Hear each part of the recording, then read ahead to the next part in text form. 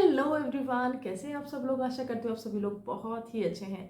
तो आज का जो मेरा वीडियो रहेगा उसका टॉपिक बहुत ही अच्छा है, वह है महिलाओं के लीगल राइट्स। यस, यहाँ पर मैं ये जो टॉपिक है इसको तैयार मैंने यहाँ पे इस तरह से किया है कि मैं यहाँ पे जो नए कानून है उसके अंतर्गत क्या बदलाव आया है वह भी बताने वाली हूँ, और साथ ही जो लीगल राइट्स होते हैं महिलाओं के वह भी मैं बताने वाली हूँ। देखिए, हम जब वुमेंस डे सेलिब्रेट करते हैं, अंतर्राष्ट्रीय महिला दिवस हम सेलिब्रेट करते हैं, या तो बहुत सारी चीज़ें हैं जो हम वुमेंस के लिए सेलिब्रेट करते हैं, लेकिन जो सबसे ज़्यादा ज़रूरी है वुमेंस के खुद के लिए वह है उसको खुद को अपने लीगल राइट्स का पता होना। यहाँ पर भारत में हम रहते हैं और भारत देश में महिलाओं को बहुत सारे लीगल राइट्स मिले हुए हैं। यहाँ पे हर एक जगह पे जो स्कीम होती है महिलाओं के लिए भी होती है, लेकिन हम जो है उसका फ़ायदा नहीं उठा पाते हैं। रीज़न कि हम जो है उसकी पहुंच तक ही नहीं रहते हैं, हमें पता ही नहीं रहता है। बात करते हैं जो एग्जामिनेशंस होती है, यहाँ पर भी महिलाओं को जो रिजर्वेशन रहता है वह रहता है। वहाँ पर भी हम अगर हमें जानते हैं तो हम उसका फ़ायदा उठाते हैं, लेकिन कई बार होता है कि हम जो चीज़ें हैं हमारे सामने रहती है लेकिन हमें पता ही नहीं रहता है कि यहाँ पर हम फ़ायदा ले सकते हैं। इसी तरह से कुछ लीगल राइट्स भी होते हैं जो कि आपको जानना बहुत ज़रूरी है। आपके लीगल राइट्स, आप उसको पॉजिटिव वे में यूज़ कर सकते हैं, आप उसको नेगेटिव वे में यूज़ कर सकते हैं। यह आप पे डिपेंड करता है कि आपको आपके जो राइट्स है वह कैसे यूज़ करने हैं। आज मैं आपके साथ जो है राइट्स, यहाँ पे लीगल के जो राइट्स है आपके साथ शेयर करने वाली हूँ। पर हाँ, हमारे जो पुरुष है वह इस चीज़ को प्लीज़ एक अदर साइड में मत लेना, क्योंकि कुछ टाइम बाद में मैं जो है यहाँ पे पुरुषों के जो लीगल राइट्स है उस पर भी एक वीडियो बनाने वाली हूँ। चलिए बात करते हैं नए कानून के अंतर्गत कौन से ऐसे कुछ 4 से 5 पॉइंट मैं यहाँ पे शेयर करूँगी जो बहुत इंपॉर्टेंट है, और उसके बाद भी हम बात करेंगे जो पुराने हमारे लॉज चले आ रहे हैं, जो पुराने हमारे विधिक अधिकार है महिलाओं के, उसके बारे में। तो शुरुआत करते हैं। वीडियो को बिल्कुल भी स्किप करके मत देखना, क्योंकि हर एक चीज़, हर एक लाइन जो है बहुत इंपॉर्टेंट रहेगी। पहली बार एक अपराध की श्रेणी में एक ऐसे अपराध को लाया गया है जो कि पहले अपराध की श्रेणी में था ही नहीं। हम बात कर रहे हैं गलत पहचान बताकर यौन जो शोषण होता है महिलाओं का वह करना। बहुत बार हमारे सामने इस तरह की न्यूज़ आती है कि अपनी पहचान छुपाकर, एक जो पहचान होती है खुद की वहाँ पर वह नहीं बताकर दूसरी पहचान बताकर महिलाओं के साथ यौन शोषण करना होता है। और यहाँ पर बहुत बार ऐसा होता है कि आरोपी जो है एक समय के बाद भाग जाता है, छूट जाता है, या तो फिर अलग हो जाता है। यहाँ पर महिलाओं को उसको जो उसकी खुद की पहचान नहीं पता रहती है, इस चक्कर में जो है लीगल राइट्स नहीं ले पाती है। लेकिन अभी जो नए कानून आए हैं उसके अंतर्गत अगर जो दूसरी पहचान उस व्यक्ति ने बना रखी है उसके अंतर्गत भी उसकी उसके ऊपर जो है ट्रायल होगी, उसके अपराध की श्रेणी में उसको माना जाएगा। बात करते हैं दूसरे पॉइंट की। तो यहाँ पर बात होती है गैंग रेप के मामलों की। पहले गैंग रेप सबसे ज़्यादा घृणित अपराध होता है। महिलाओं के प्रति होने वाले अपराधों में सबसे जो घृणित अपराध है वह यही होता है। यहाँ पर जो गैंग रेप होगा किसी भी स्थिति में, परिस्थिति में, कहीं पर भी, तो वहाँ पर 20 साल की सज़ा रहेगी, साथ ही आजीवन कारावास का यहाँ पे दंड है। दूसरा, और यहाँ पे ये जो चीज़ें होती है संज्ञेय अपराधों की श्रेणी में आती है, और यहाँ पे जो गैर जमानती ये सेक्शंस होते हैं। बात करते हैं जो 18 वर्ष से कम आयु की महिला है, बालिका है, उनके लिए। तो यहाँ पर उनके साथ अगर इस तरह की गैंग रेप होता है, रेप होता है, तो इस स्थिति में आजीवन कारावास, जब तक कि वह आरोपी जिसकी की अंतिम सांस चल रही है तब तक वह जेल के अंदर बंद रहेगा। और जो है रेयर टू रेयर केसेस अगर होते हैं जिसमें कि जैसे निर्भया कांड था, वहाँ पर किस तरह से निर्भया का एक हाल हुआ था, अगर उस तरह का रेयर टू रेयर केस होता है तो वहाँ पे मृत्यु दंड का भी प्रावधान यहाँ पर दिया गया है। और इसके अलावा बहुत सारी डेफिनेशंस के अंदर चीज़ें हैं, पॉइंट्स हैं, तो वह मैं फिर कभी डिस्कस करती हूँ। हाल फिलहाल मैं आपको सिर्फ इतना ही बताऊंगी कि जहाँ पर हम कुछ 10 से 15 मिनट के बीच में हमारा ये वीडियो कवर कर पाए। बात करते हैं दूसरे पॉइंट पे आते हैं। हम आए दिन देखते हैं कि जो चेन स्निचिंग होती है उसकी घटनाएं बहुत ज़्यादा बढ़ रही है, और स्पेशली ये जो घटनाएं होती है इनकी जो पीड़ित होते हैं वह एक महिला ही होती है। नॉर्मली महिला के गले से चेन खींच के ले जाना, अगर वॉक पे जा रही है, या तो वह स्कूटी पे है, गाड़ी में है, या तो कहीं पर भी अगर वह उसकी पहुंच तक आती है, स्नेचर के, तो वहाँ पर वह चैन को स्नेच करके ले जाया करता था। और यह जो चीज़ है ना तो चोरी में आती है और ना ही वह आरोपी मिलता है, और जो चैन स्नेचिंग का प्रावधान भी यहाँ पे उस कानून में नहीं था। नए कानून के अंतर्गत यहाँ जो है चैन स्नेचिंग का अलग से एक इसको एक अपराध माना है, और इसके अंतर्गत जेल भी है, फाइन भी है। तो यह जो अपराध की श्रेणी में आ गया है, तो महिलाओं के प्रति होने वाले एक और जो अपराध है उसको भी यहाँ पे अपराध की श्रेणी में लाया गया है। बात करते हैं कि जो यौन हिंसा होती है या तो सेक्सुअल हरेसमेंट होती है, वहाँ पे उस तरह के मैटर्स में जो है इनके बयान होते हैं, पीड़िता के जो बयान होते हैं वह लेने कंपलसरी है। 24 घंटे के अंतर्गत ही इनका मेडिकल करवाना जरूरी होता है। और साथ ही जो यौन उत्पीड़न के मैटर्स आते हैं, यहाँ पे दिव्यांगजन होते हैं या पीड़िता होते हैं, इनके जो है बयान जो है वीडियोग्राफी के थ्रू होंगे। यहाँ पर नए कानून में इसको परिभाषित किया गया है। और क्योंकि हमने कुछ टाइम पहले देखा था कि हाँ, जो बयान होते हैं वह पुलिस स्टेशन में आ जाती है, बुला लेते हैं, उसके बाद तक भी नहीं होते हैं, लेकिन अब कंपलसरी है, 24 घंटे के अंदर ही आपको करवाना है, कंपलसरी है। और अगर पीड़िता जो है दिव्यांगजन है या यौन उत्पीड़न का मैटर है तो वहाँ पर वीडियोग्राफी भी कंपलसरी है। तो अगर इस तरह की जो सर्विसेज है जो सरकार ने दी है, जो जो हमारे कानून ने दी है, इसमें कमी आती है तो आप इसकी शिकायत भी कर सकते हैं।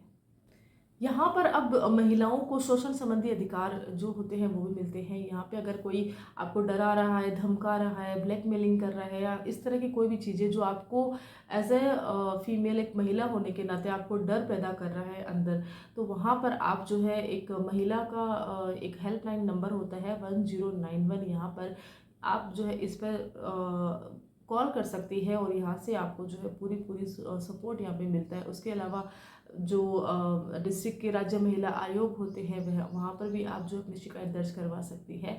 इसके बारे में मैं आपको डिस्क्रिप्शन बॉक्स में भी इसके बारे में थोड़ा बहुत बता दूंगी, आप वहाँ से जाकर भी देख सकते हैं। चलिए अब बात कर लेते हैं कुछ ऐसे लीगल राइट्स की जो आप सभी को जानना बहुत ज़रूरी है। बात करते हैं पुलिस से संबंधित कुछ अधिकारों की।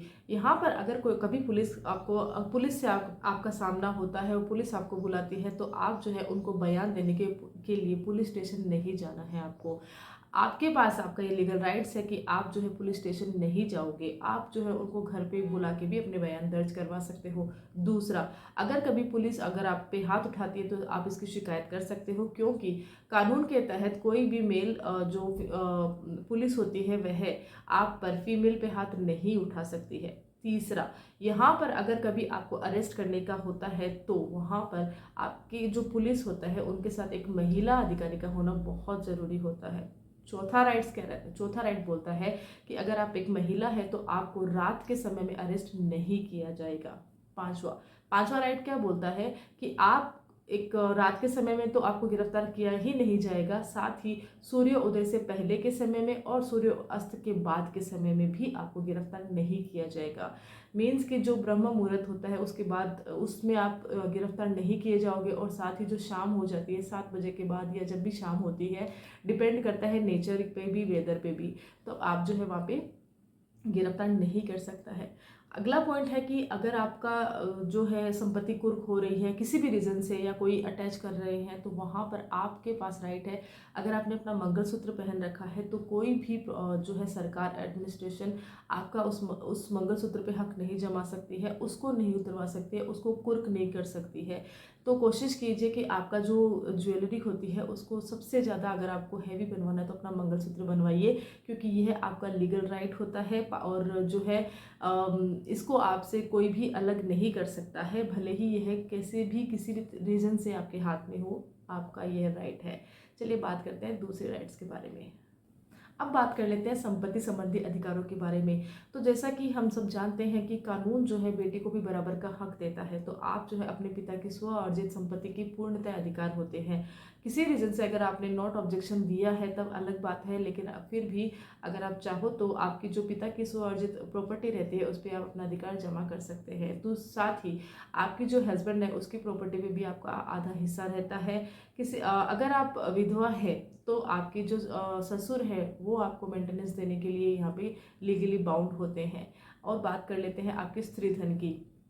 शादी में मिला हुआ आपका स्त्री धन जो आपको किसी भी साइड से मिलता है वह आपका होता है, उस पर आपका अधिकार होता है। तो अगर कोई आपसे वह छीनता है तो यह गलत चीज़ है, आप उसको राइट लगा सकते हैं और अपना जो हक है वह वापस ले सकते हैं। अगला राइट है शादी करने का अधिकार। यस, आप जो है एक बालिग उम्र के बाद में, नॉर्मली 18 ईयर को हमारे भारत समाज में, अगर आप हिंदू धर्म से बिलोंग करते हैं तो आप जो 18 साल के होने के बाद में आपको ये हक देता है हमारे भारत का संविधान कि आप किसी से भी शादी कर सकते हैं। यहाँ पर जो इंटरकास्ट वेडिंग आप मैरिज आप कर सकते हैं, आप जो अपनी कम्युनिटी में शादी कर सकते हैं। साथ ही अगर आपकी इच्छा है कि आप जो है समान लिंग में शादी करना चाहते हैं, तब भी आप जो है भारत का कानून आपको अलाउड करता है स्पेशल मैरिज एक्ट के अंतर्गत। तो आपको अगर किसी अन्य धर्म में भी शादी करनी है तो, और आपको कन्वर्ट भी नहीं होना है, तो यह भी एक सिचुएशन हो सकती है कि आप बिना कन्वर्ट हुए भी यहाँ पर लीगली मैरिज कर सकते हैं।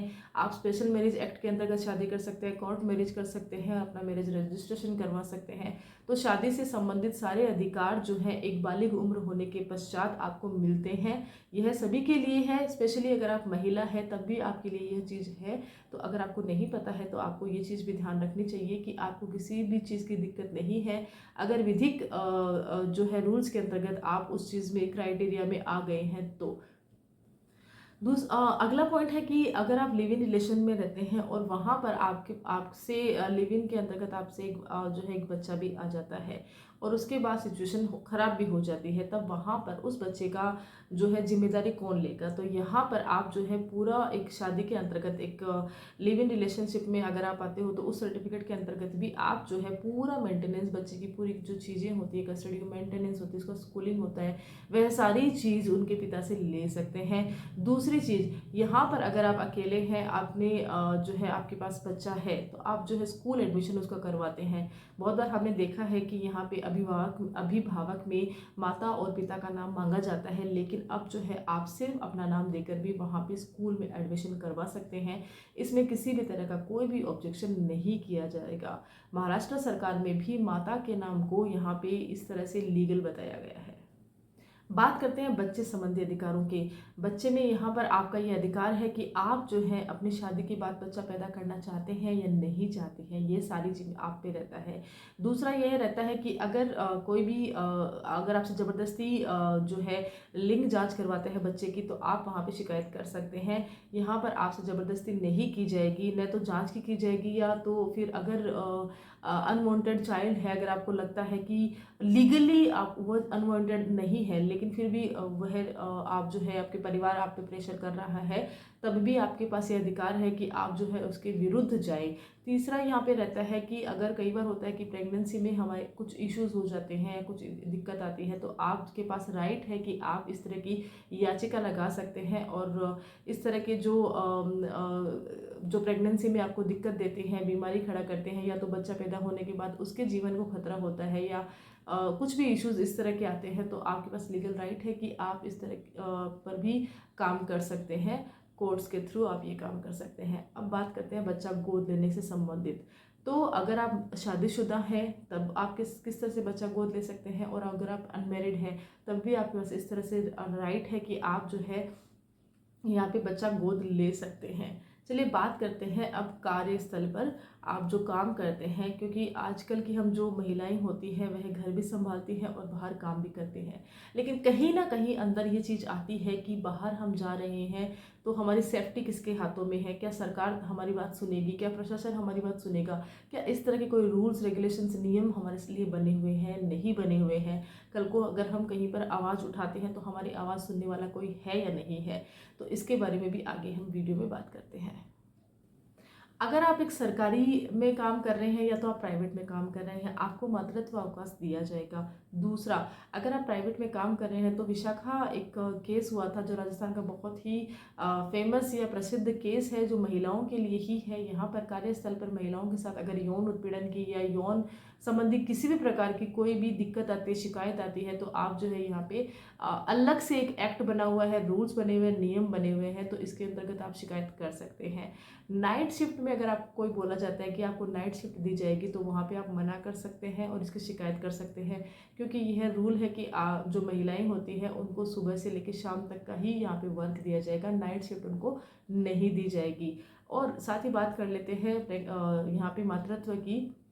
तो पहले ऐसा होता था कि जो जेनेटिक माँ होती थी, जो कि एक बच्चे को जन्म देती थी, जो कि साथ ही सरकारी में वह सेवा भी वह स्वयं खुद ही देती थी, उसी को ही मातृत्व अवकाश दिया जाता था। लेकिन अब जो है, अगर आप सेरोगेसी के थ्रू मदर बन रहे हो, या तो आपके बच्चे को सेरोगेसी के थ्रू कोई जन्म दे रहा है, या आप खुद किसी के लिए सेरोगेसी मदर बन रहे हो, दोनों ही अवस्थाओं में, या तो आप पालने वाली मदर बन रहे हो, हर एक अवस्था में आप जो है माँ बन रहे हो उस बच्चे की। तो यहाँ पे सरकार ने आपको उस कंडीशन को देखते हुए भी यहाँ पे अवकाश जो है निर्धारित किया है।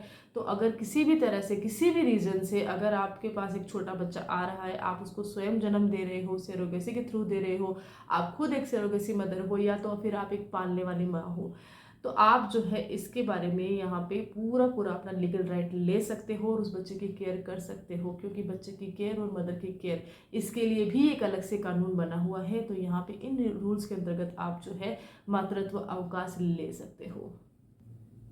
और इसके अलावा जो है समानता का अधिकार भी रहता है, और भारत का संविधान हमें बहुत सारे इस तरह से अधिकार देते हैं जो स्पेशल हम महिलाओं के लिए भी रहते हैं। और महिलाओं के लिए यहाँ पे प्रदेश भर में बहुत सारे कानून बने हुए हैं। तो यहाँ पर हम जो है कमी है तो सिर्फ और सिर्फ हमारे अवेयरनेस की है। अगर हम अपने विधिक अधिकारों के बारे में जानते हैं तो हम जो है एक अच्छी पीसफुल लाइफ जी सकते हैं। यहाँ पर अगर आपके साथ किसी भी प्रकार की हिंसा हो रही है, वह मानसिक हो सकती है, वह शारीरिक हो सकती है, तो यहाँ पर भी आपके लिए डोमेस्टिक वायलेंस एक्ट बना हुआ है। तो लीगल राइट्स आपके पास बहुत सारे हैं। अगर किसी भी तरह से आपको फिर भी कोई क्वेश्चन है तो आप मुझे वीडियो के अंत में कमेंट करके पूछ सकते हैं। वीडियो कैसा लगा आप ज़रूर बताना। बहुत सारी चीज़ें हैं जो हम कवर कर सकते हैं, समय के देखते हुए हम यहाँ पे इस वीडियो को ख़त्म करते हैं, लेकिन आपके कमेंट हमें बताएंगे कि हम किस टॉपिक पे आगे बात करेंगे। तो कमेंट जरूर करना, आपको वीडियो कैसा लगा ये भी बताना, और कौन से टॉपिक पे आप जो है वीडियो चाहते हैं, कौन सी चीज़ है जिसके बारे में आप डिटेल वीडियो चाहते हैं ये भी बताना। Till then, thank you so much.